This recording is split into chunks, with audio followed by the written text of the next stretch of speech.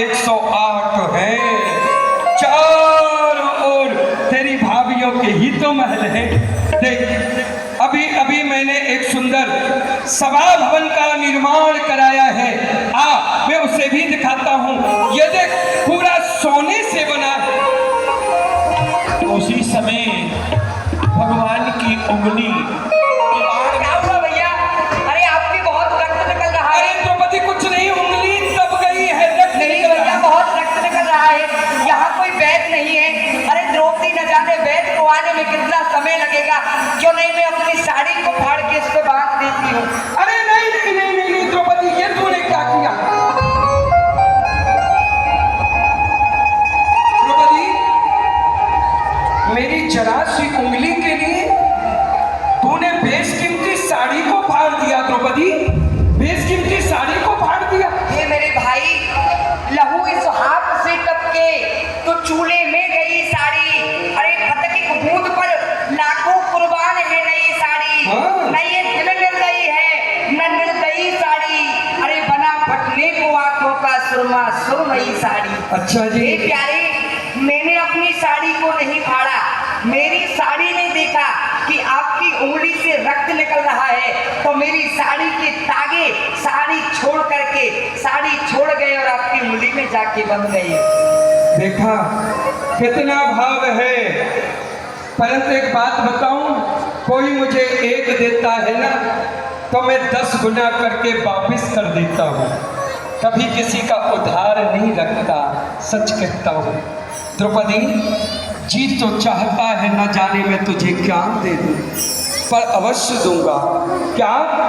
आज इस पृथ्वी को साक्षी मान करके, उस आकाश को साक्षी मान करके ये द्वारकाधीश तुझे वचन देता है, भविष्य में तेरे ऊपर कोई भी कष्ट आएगा तो मैं साड़ियों के धाम की धाम चुक दूंगा।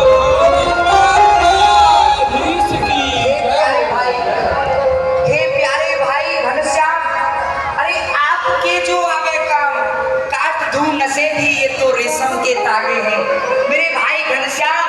यदि आपके लिए आपके काम मेरे ये शरीर की नसें आए ना, तो द्रौपदी अपनी नसें भी काट के आप द्रौपदी, चढ़ा सकती है। द्रौपदी, तू ये नहीं समझना कि तू अकेली ही भक्त है। चूजी, सच बताना, आप हमारे हो या पराए हो? जो कृष्ण के हैं वो हाथ उठाओ। सब हमारे हैं। तो द्रौपदी, एक गणका हुई कुंजल, अभी तू नाम धोखे से लिया पर मुझे बांध लिया।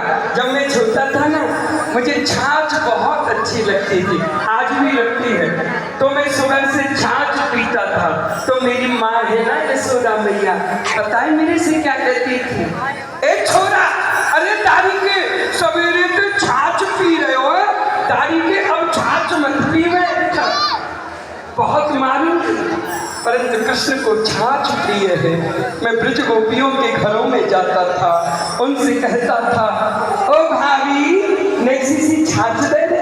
तो पता है ब्रज गोपियों क्या कहती थी? ओ नेते के, ओ यशोदा के, तो कुछ छाछ पीनी है तो लहंगा पहन, चुनरी और छोरा ते छोरी बन। लहंगा पहनाती, चुनरी उड़ाती, विदिया लगाती, तब कहती तू अब मैया यशोदा का लड़का नहीं है, अब तू यशोदा मैया की छोरी है, छोरी लड़की है। अब तू नाच। तो सुबह से शाम तक नाचना पड़ता था, तब जाके चिड़ुआ भर छाछ मिलती थी। तो उन गोपियों ने मुझे माखन खिला करके बांध लिया था। और एक मेरा मित्र था सुदामा, उसने मुझे 2 मुट्ठी तंदुल खिला करके बांध लिया। और द्रौपदी, तूने मेरी उंगली पर कच्चे 4 धागे बांध करके मुझे बांध लिया। सच कहता हूँ, तेरे जैसे भक्तों को मैं प्रणाम करता हूँ। एक बात जीवन में याद रखना, मैं वस्तु का भूखा नहीं हूँ। कोई मुझे 56 भोग खिलाए और मन में भाव नहीं है, थूक दूंगा। और प्यार से मुझे पान भी खिलाएगा ना, तो तुझे गले लगा लूंगा। क्योंकि भाव का भूखा हूं मैं, भाव का भूखा हूं मैं।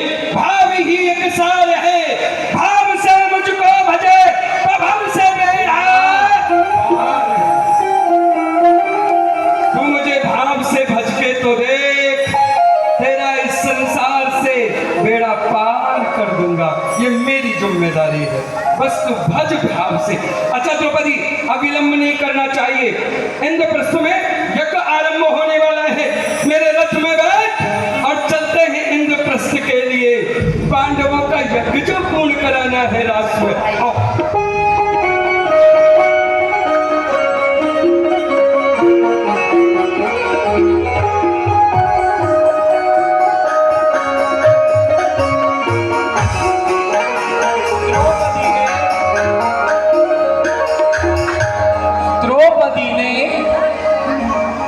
द्रौपदी ने वस्त्र दान में दिया।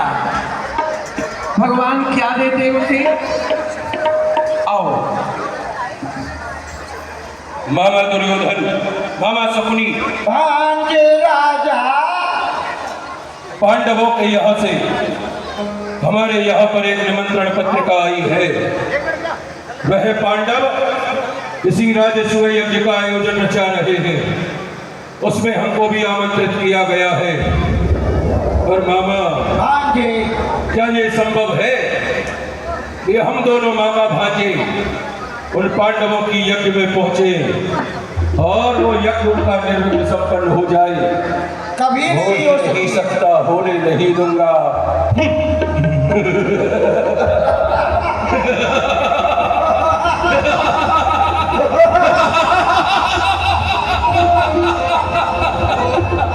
नहीं होने दूंगा।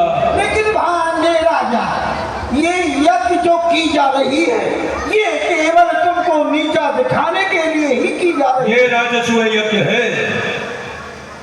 इस यज्ञ में सभी देशों के राजेंद्रगण आएंगे। वहां पर उन पांडवों का जो करता धरता है कृष्ण, वो भी अवश्य आएगा। आएगा वह शिशुपाल भी।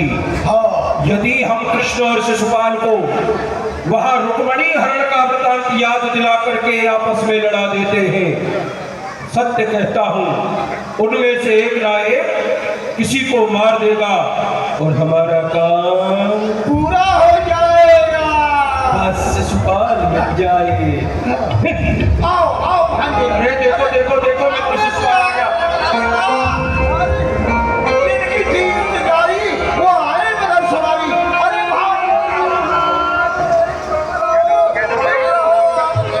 मित्र शिशुपाल, तुम इस तरह से बल ठंडे कहाँ जा रहे हो? मित्र, हमारे समीप में वो अर्जुन आया था और कह रहा था, बड़े अभिमान से बोल रहा था कि महाराज युधिष्ठिर राजसूय यज्ञ कर रहे हैं, तो मुझे निमंत्रण दिया तो मैं यज्ञ में जा रहा हूँ। मित्र, तुमको मैंने मित्र कहा है, इसलिए तुमको मित्रता के नाते मैं एक सही सीख देना चाहता हूं। देखो, मैं जो वहां जा रहा हूं, मेरा जाना मजबूरी है, क्योंकि मेरे परिवार का मामला है। परिवारी जन यज्ञ करा रहे हैं, पर तुम्हारे साथ में ऐसा कुछ नहीं। तुम जानते नहीं, पांडवों का कोई भी कार्य उस कृष्ण के बिना पूरा नहीं होता है। कृष्ण अवश्य आएगा और इधर से तुम भी जा रहे हो। जो जा रहा सारा जन समाज उस जगह इकट्ठा होगा, तुम दोनों को देखेगा तो वहां पर एक प्रश्न उठाएगा, ये वही कृष्ण है जब शिशुपाल रुक्मणी से विवाह करने गया था तो रुक्मणी को भगा करके ले गया था, और ये वही शिशुपाल है जो कृष्ण का बाल बांका तक नहीं कर पाया था, देखता रह गया था। मित्र, कहीं जाकर के उपहास का पात्र बनने से अच्छा है कि ऐसे स्थान पर जाया ही ना जाए। इसलिए कहता हूं, ना जाओ तो उचित है।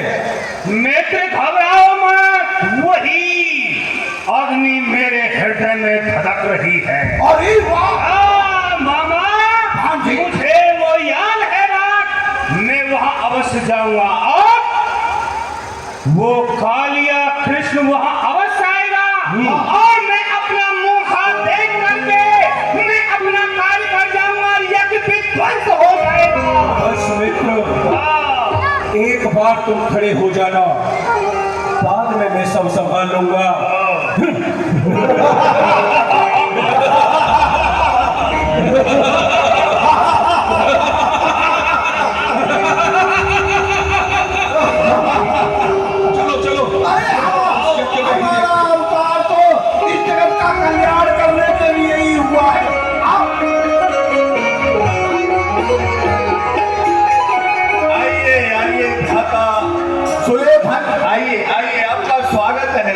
स्वागत है। चंदेरी नरेश शिषपाल भूपाल बैठिए।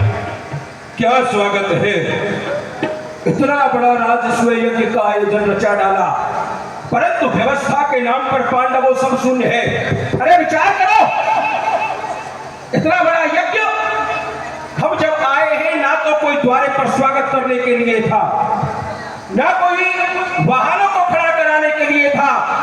तुम पांचों भाई स्त्रियों की तरह यहाँ सभा भवन में बैठे हुए हो, और देखो तो सही माना, यहाँ तक कि यहाँ पर बैठने की भी सुंदर व्यवस्था नहीं हुई है तुम लोगों से तक। नहीं नहीं, अरे दुर्योधन, ये सारी व्यवस्थाएं अभी नियुक्त की जाएंगी, सेवाएं बांटी जाएंगी, तब सारी व्यवस्थाएं होंगी। अभी अरे भैया भीम, इतना समझो, आयोजक हो, आयोजन रचा दिया, राजेंद्र गण आना शुरू हो गया, तुम्हारी अभी तक बैठने तक की व्यवस्था नहीं है।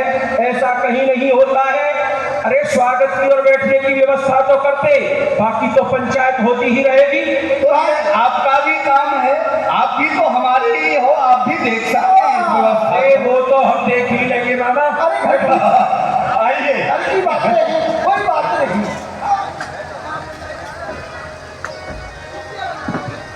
पांचों पांडव और कौरव यहाँ पर आए।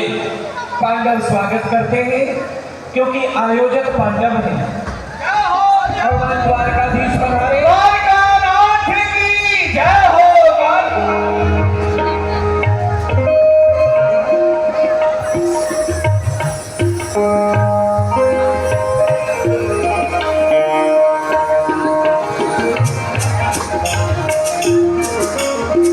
आइए, स्वागत है द्वारकेश। मैं सभी राजेंद्र गणों को ये द्वारकानाथ प्रणाम करता है।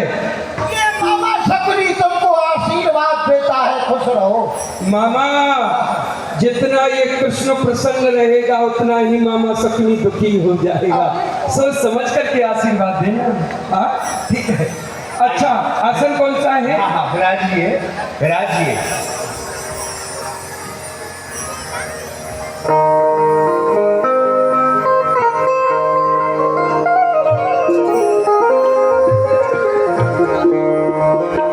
बीच वाले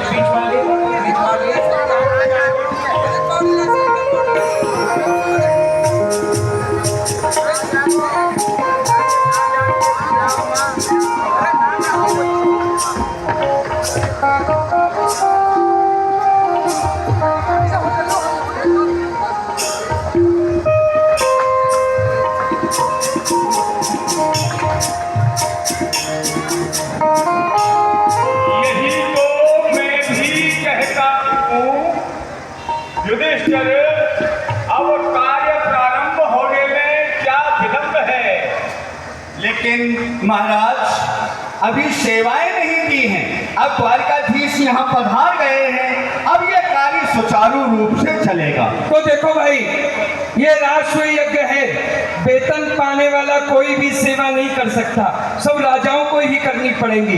प्रथम तो जितने भी राजा आएंगे सबकी वाहनों को व्यवस्था नकुल और सहदेव दोनों भाई तुम देखोगे। अब जितने भी राजा आएंगे सबका स्वागत बड़े महाराजा धर्मराज करेंगे। अब भैया सब आएंगे तो खाएंगे भी ना, भूखे थोड़ी रहेंगे। तो भोजन की व्यवस्था दादा भीम तुम देखोगे। ये बिल्कुल ठीक। अरे किसको भोजन की व्यवस्था दे रहे हो? ये भोजन क्या किसी को खिलाएगा? सबसे पहले पूरे भंडारे को आप ही खा जाएगा। नहीं मामा, तुम्हारे लिए विशेष व्यवस्थाएं रखूंगा। अरे तुमसे बचेगा ही नहीं। देखो, आपको एक नीति बताता हूँ। कम खाने वाले को यदि परोसने पर लगाओगे ना तो वो कुड़ कुड़ करके मर जाएगा। अरे बाप रे बाप, कितना खाते हैं। और ज्यादा खाने वाले को परोसने पर लगाओगे तो प्रेम से खिलाएगा, खाओ ना और लो ना। तो इसलिए राष्ट्र यज्ञ में भीम ही कोठारी का कार्य देखेंगे। मुझे स्वीकार है। अब जितने राजा आए हैं कोषाध्यक्ष होना चाहिए, तो कोषाध्यक्ष मैं दुर्योधन को बनाता हूँ। लेकिन द्वारकेश, हे द्वारकाधीश,